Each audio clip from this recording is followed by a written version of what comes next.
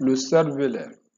Le cervelet est une formation apparue tardivement à la face dorsale du mésencéphale par deux bourgeons latéraux qui fusionnent ensuite.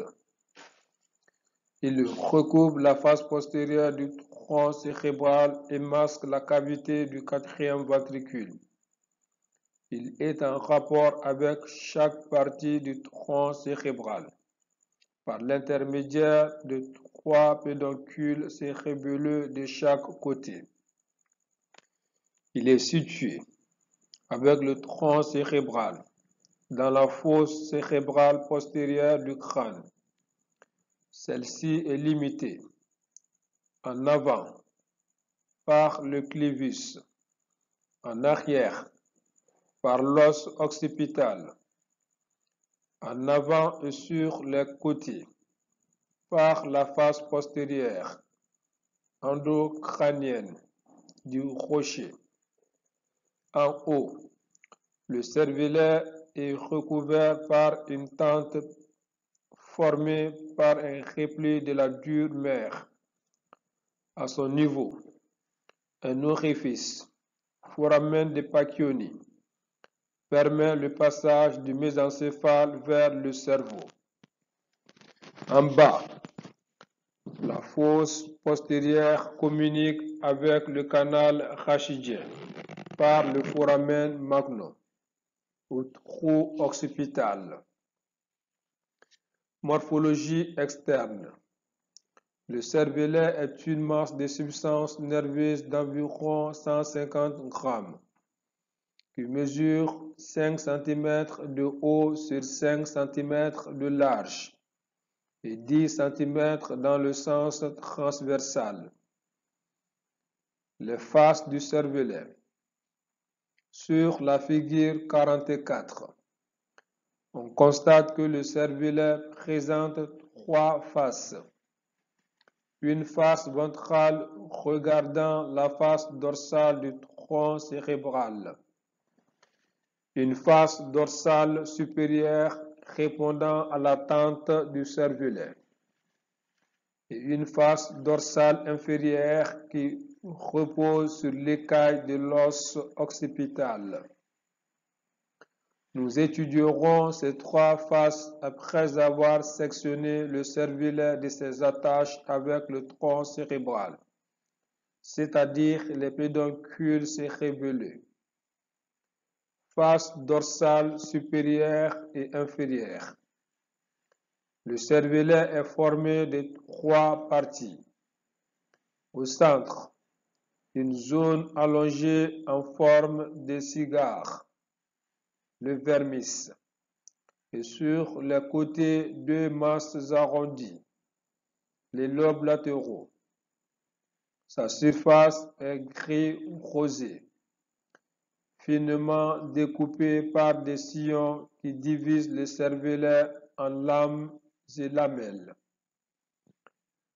Un grand sillon divise transversalement le cervelet. Le grand sillon circonférentiel des Vic d'azur aux fissures horizontales. Sur la figure 48, on note le vermis médian et les lobes latéraux avec, en bas, deux reliefs paravermiens, les amygdales ou tonsilles cérébelleux. Sont visibles les faces dorsales supérieures et inférieures du cervelet, séparées par la fissure horizontale. Face antérieure ou ventrale. Le vermis est visible par sa portion supérieure ou culmelle et par sa portion inférieure ou uvule, bordée latéralement par l'amygdale. La partie centrale du vermis est mal visible. Les lobes latéraux s'étalent de chaque côté. Au centre sont visibles les pédoncules cérébelleux de chaque côté. après l'intersection au ras du tronc cérébral. Les différentes parties du cervelet. Si l'on se reporte à la figure 44, on peut imaginer que le cervelet est replié sur lui-même. Le culmen et l'uvule étant en haut et en bas se retrouvent du fait de la courbure en avant du cervelet au niveau de la face antérieure, comme nous l'avons vu sur la figure 49. Sur la figure 50, en fonction des sillons qui les divisent, on décrit sur le cervelet déplié différentes régions appartenant soit au vermis, soit aux lobes latéraux. Remarquez bien, en bas du schéma, le flocculus et le nodulus. Cette zone floculo-nodulaire représente la partie la plus ancienne du cervelet ou archéocervelet. De la même manière, on distingue sur la figure des zones en pointillés répondant à une autre région dite paléocervelet et enfin une zone dite néocervelet. Une fois le cervelet replié, l'archéocervelet est en région ventrale et inférieure. Plus en arrière, on trouve le paléocervelet. Et tout en arrière est disposé le néocervelet, le plus récent dans l'évolution. Morphologie interne. Sur une coupe horizontale du cervelet, on constate l'existence d'une substance grise et d'une substance blanche. La substance grise, elle est répartie en deux endroits. À la surface du cervelet sous forme d'un cortex, aux couches de neurones de quelques millimètres d'épaisseur. Notez que c'est la première fois que nous voyons la substance grise à la périphérie du système nerveux. À l'intérieur, sous forme de noyau gris du cervelet. Il existe ainsi trois paires de noyaux. Le noyau fastigial ou du fait, appartenant à l'archéocervelet.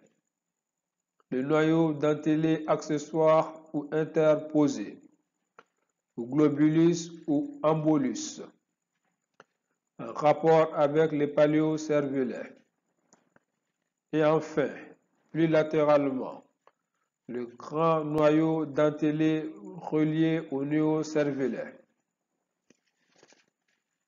La figure 52 montre, sur une coupe transversale, la disposition de ces noyaux de part et d'autre de la ligne médiane. La substance blanche est sous-corticale. Rapport du cervelet et du tronc cérébral. Les figures 53 et 54 montrent comment le cervelet, donc les pédoncules latéraux, dont les pédoncules latéraux sont sectionnés, viennent recouvrir la cavité du quatrième ventricule. Les figures 53 et 54 montrent comment le cervelet, dont les pédoncules latéraux sont sectionnés, vient recouvrir la cavité du quatrième ventricule, en haut et en bas, par rapport au vermis médian. Sont tendues des toiles ou voiles médullaires qui s'attachent sur les pédoncules cérébelleux, supérieurs ou inférieurs, latéralement et sur le vernis, sur la ligne médiane. En haut se situe le voile médullaire supérieur valvule déviescence. En bas, le voile médullaire inférieur ou valvule de Tachet, qui se poursuit plus bas par la membrana tectoria percée de l'orifice de Majandi, ou l'ouverture médiane du quatrième ventricule.